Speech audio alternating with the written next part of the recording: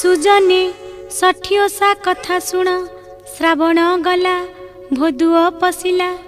अमावास्या गला 6 दिने षठी घर हेला बोहू को डाकिला बोइला लो षठी ओषा करिबा ननंद भाउज माटी 2 टोकाई आनिले घर लिपिबा टोकाई घेनिला खणती घेनिला ननंद भाउज गले ननंद माटी गाड़िया उपरे बसीची भाउज माटी खोलुची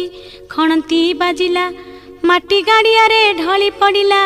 ननंद को घेनी माटी गाड़िया रे कांदुची।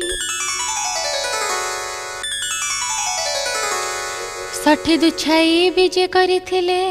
अगना अगनी बनस्ते केही नाही बोइले काहीकि कांदुछि विकल हेउछि दिया कि देवता तुम्भे सुण माटी खोली आइलु